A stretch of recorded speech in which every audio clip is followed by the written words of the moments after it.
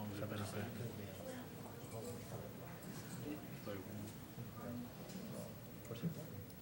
Wasn't that cold? All right, we ain't got here by what, 9:20? We gotta get it. I mean, we got here by 9:20. We Now, if it's up there, We got what? Our agenda review was 7 minutes. hey, if it's up there, So they took care of that. Big today. You're not here yet. it's outside the time. Oh, all right.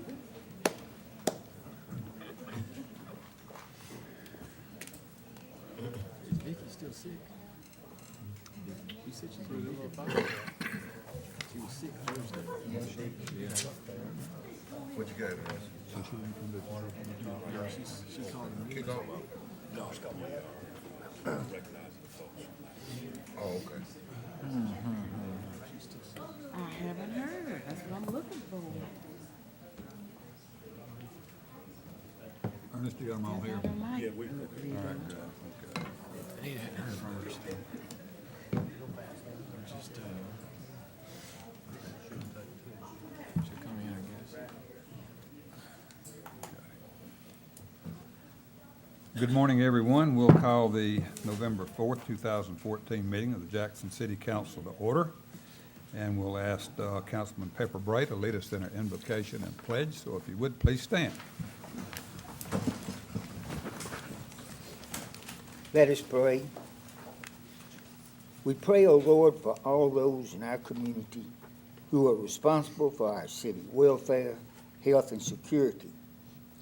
May thy Holy Spirit guide our council, that they may have a care only for what will promote good government, and to all others in positions of responsibility, give each a sense of duty that no self-interest shall turn them from it. Help us, each one, to do well the work we have to do for the good of all. These things we ask in thy holy name. Amen.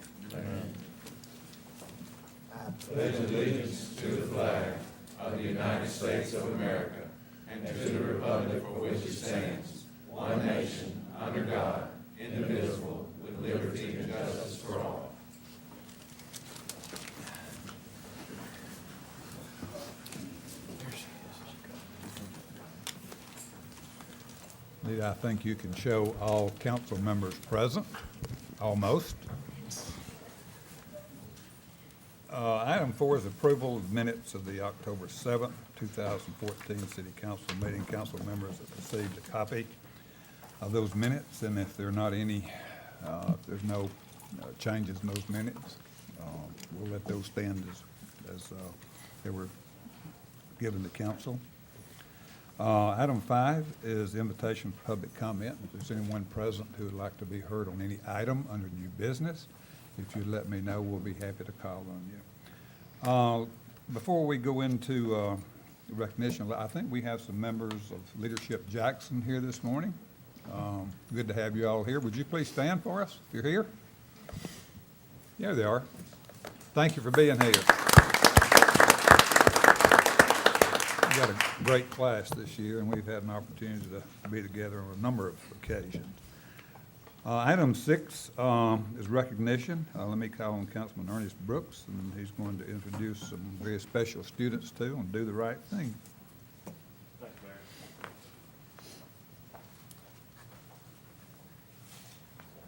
Good morning, Mayor and Council. Morning. This is a very special day in what has been a very, very special year in the life of the Jackson Do the Right Thing Challenge. As we have seen an increase in participation, we've also seen an increase of the partnerships that we have formed across Jackson, Madison County. We kicked off this year with our kickoff event at Northeast Middle School. Shortly afterwards, the children, after classroom discussions on youth violence, wrote essays, poems, and other forms of written expression, answering 3 seminal questions. 1, how has youth violence affected my life? 2, what are the causes of youth violence? And 3, and most importantly, what are some of their solutions to youth violence? After those essays were evaluated, we selected the top 10 boys and girls from the Jackson-Madison County school system. And this year was a little different, Mayor. We actually even partnered with Union University and hosted a peace summit on May the 3rd, which was a full day teaching our young people that we're not violent by nature, but we're actually peaceful by nature. And with the support of the city of Jackson, and I believe Ms. Monique Merriweather presented one of the workshops on peace through leadership. And after that event, every child who wrote an essay or wrote any type of expression received 2 free tickets to the Jackson Generals game, because the Jackson Generals are also a corporate sponsor. And then on that Sunday, we held our annual banquet where every child received a trophy and recognition with their parents. The Jackson Do the Right Thing Challenge applauds the relationship between the parent, the child, and the teacher. We feel that's the most seminal relationship that we can have. And because of that, when we select our national ambassadors to go to Washington, D.C., we also take a parent and a teacher of each. So again, it's been a wonderful year. We were blessed again this year to have one of our students to be selected to read her essay at the Library of Congress induction ceremony, which is a very, very special honor. And it's been 3 years in a row that a student has been selected from our school system. When asked, what are you guys doing down here in Jackson? I just smile and say that we just have great teachers. So today, without further ado, I would like to recognize some of the students that I do know are here in the audience. Of course, today's an election day and some other things are going on. But, and if, as I read your name, if you could come down front, we'd appreciate that. Emma Brewster. Emma is probably an 8th grader now. You're still at North Parkway, Emma? Aaron Brooks. Aaron is now a freshman at Madison Academic High School. Peyton Bunting. And Peyton is the young student that I mentioned who read her essay at the Library of Congress. We're so proud of Peyton. Peyton is also an 8th grader at North Parkway. And there are some gentlemen that are here as well. Mr. Donnie Bradford. Where's Donnie? I had to tease Donnie, I almost didn't recognize him. He knows why. And also Byron Roner. Byron, come on up.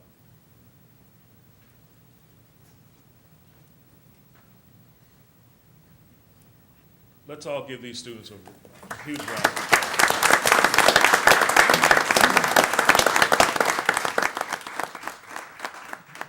And surely I'd be remiss if I didn't ask any parents to please stand with your, whose child is up here? And let's give them a round of applause.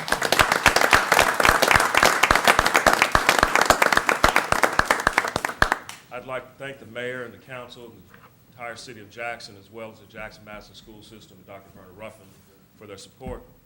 Yes. I'm sorry. Trinity Peoples. Thank you. Trinity, where are you in school now? Trinity is a student at Northside. I believe her mom is here. Would you stand with the parent? Excuse me.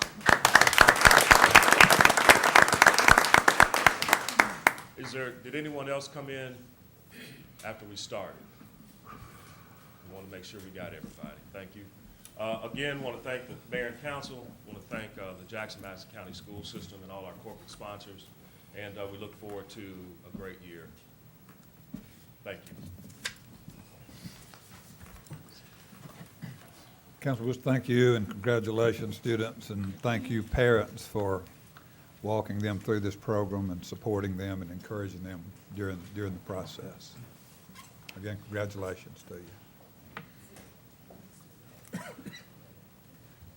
We'll go down to item 7, first reading. Consideration of resolution to adopt a plan of service, an ordinance to annex and ordinance to zone and annexation area referred to as Brown Simmons, located on the west side of U.S. Highway 45 bypass south, just south of Watlington Road, comprising 2.7 acres, more or less. Proposed zoning for the area is B5 Highway Business District. Dan? Good morning, Mayor and Council. Morning. Morning. This is a requested annexation. It involves 2 property owners.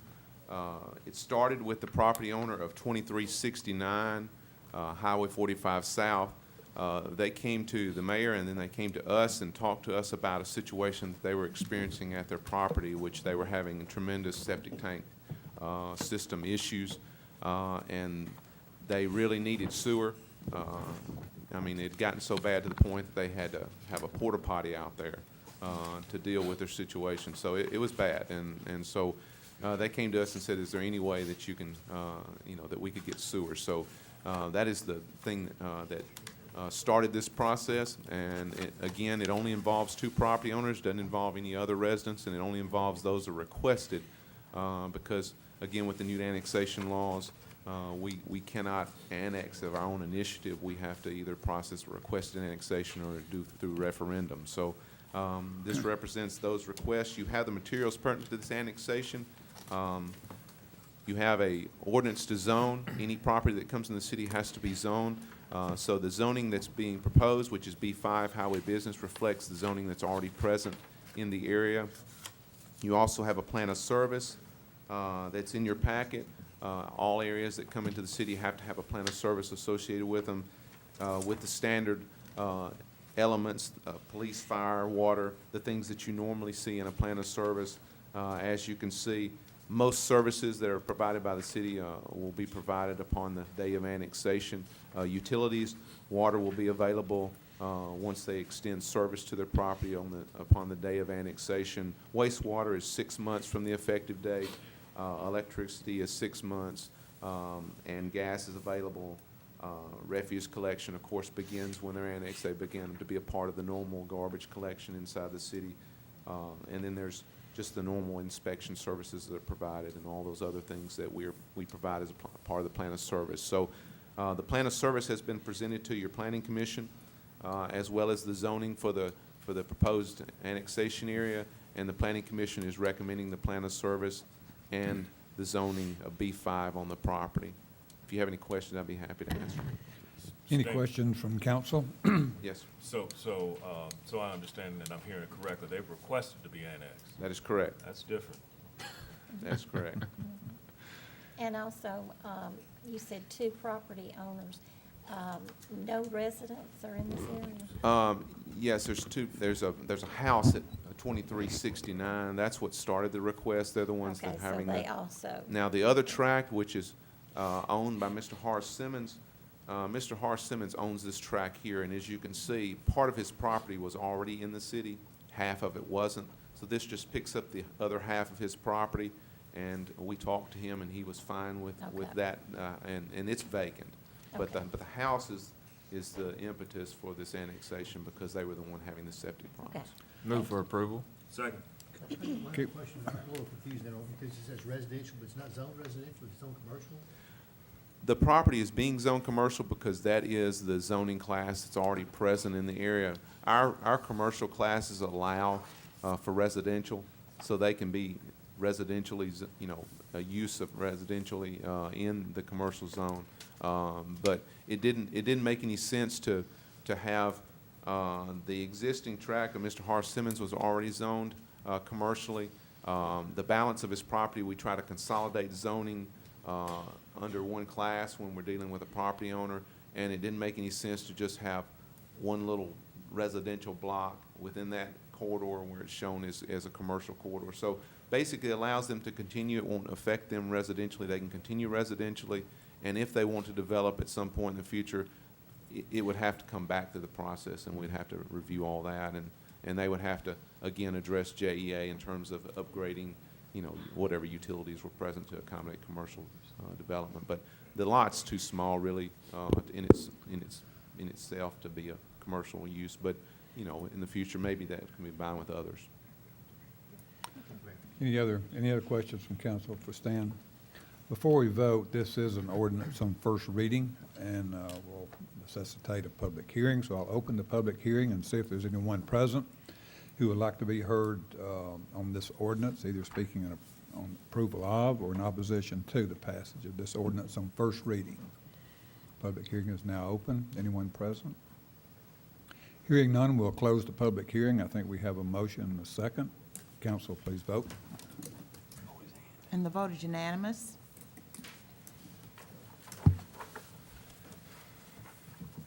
Item 8 is second reading, consideration of the ordinance to close and abandon an unnamed alley running between 24 and 30 Morton Street, just west of South Highland Avenue. So moved.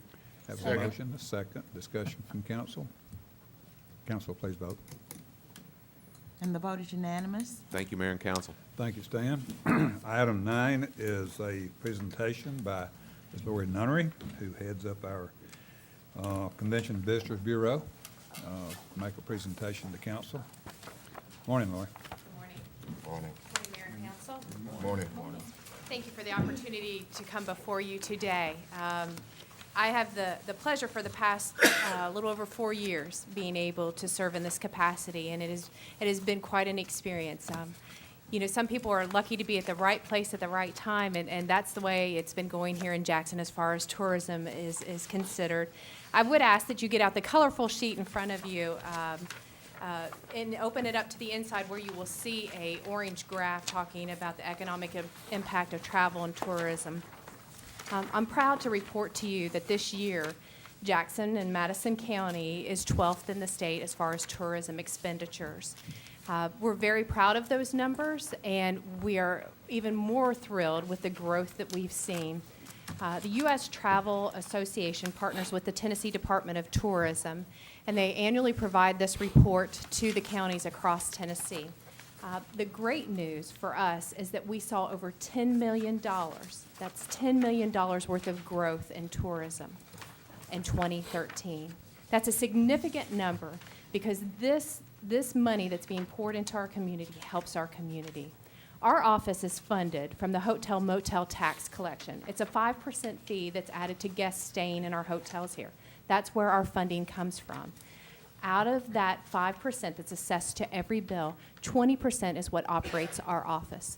The remaining 40% goes to the city, the other 40% goes to the county. Both of those go into your general funds. So it's adding money into our community, and we're excited about the difference that is making here.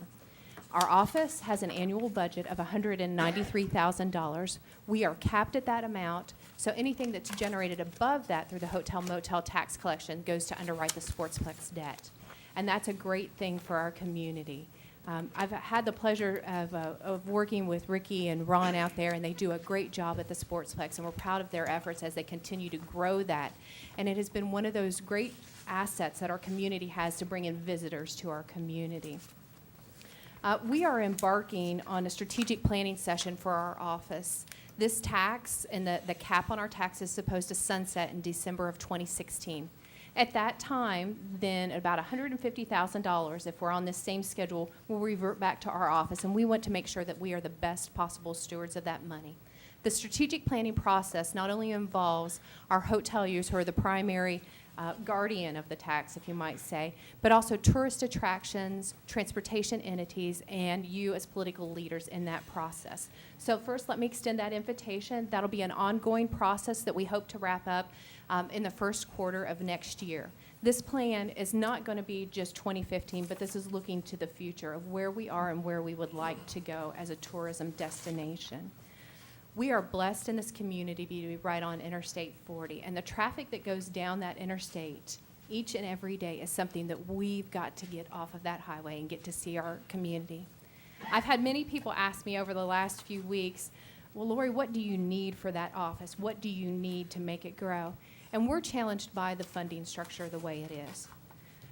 Please don't take that as a complaint. We understand the limitations. It's just if we're going to compete on the same level as Clarksville and other communities our side in Rutherford County, their budgets are $500,000 and up. They usually have staffs anywhere from 5 to 12 people. Our office is funded right now at $193,000 and a one-person office. Our office is housed in the chamber, which is a great opportunity for us because we get to collaborate with the chamber, and they also they help us to take care of our books, our financial books, and then we also have administrative support. So it's a good fit for us right now because we don't have to maintain a storefront, and that partnership is very collaborative. And you don't always see that in communities across the state, and we're very fortunate here in Jackson that everyone understands how important it is for us all to work together.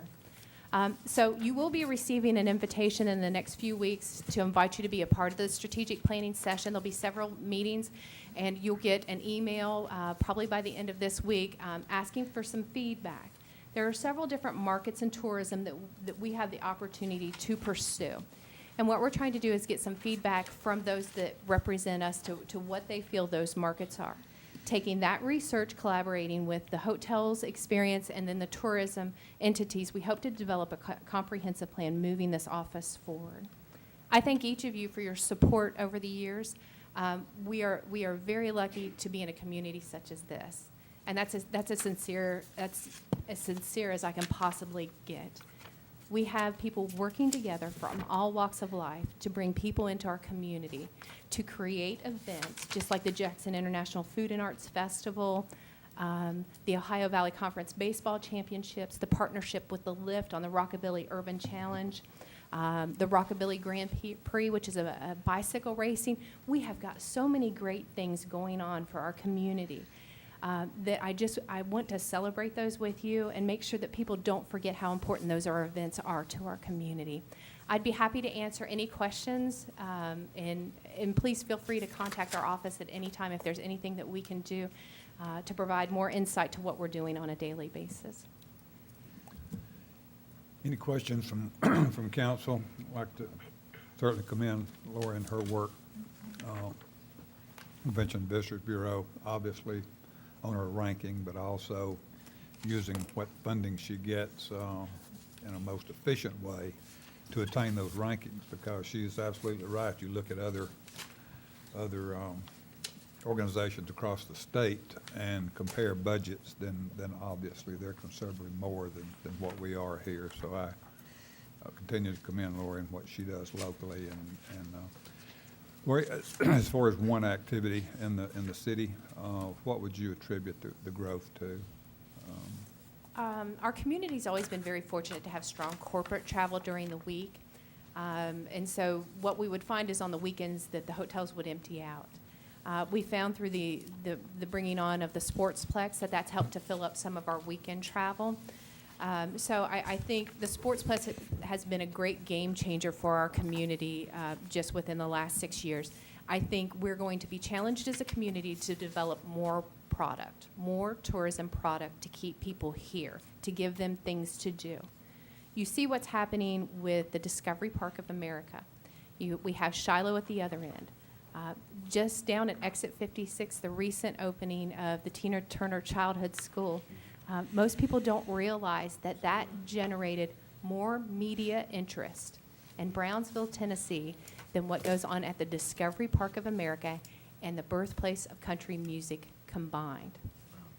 So for us to collaborate with them, I think is essential to tell our music story. We've got to tell our music story. That's product development's our biggest challenge coming up now. Could you brief the council on where we are as far as the museum and the Carnegie and what's going on there? Yeah, there is a group, the Southern Legends of Music Museum group is working on that exhibit. They are looking at a first quarter opening of next year. I have to give them credit. It has been a slow process, and sometimes we want results immediately, but they've been very thoughtful in what they're doing to develop this music exhibit. The goal of it being state-of-the-art and including all of our other music attractions and telling that story is something that's very exciting for our office to see. But it has been kind of a slow, thoughtful process, and I think that's a good thing for our community. Lori, I appreciate too all that you do. I hope that in your long-range vision plan, you won't forget about some neat things we have in South Jackson. We would love to have your help with the Bemis Museum and helping promote that. So You have such a strong group of committed volunteers in that area. I think it can only be successful down there. okay, thank you. Well, we appreciate what you're doing, and you do such a great job of saying we because you collaborate so well, but I think it's important, you mentioned it, for everyone to know that we is you. You are the one employee. You do such a great job in that department and in reaching out to people and building those relationships for Jackson. Thank you.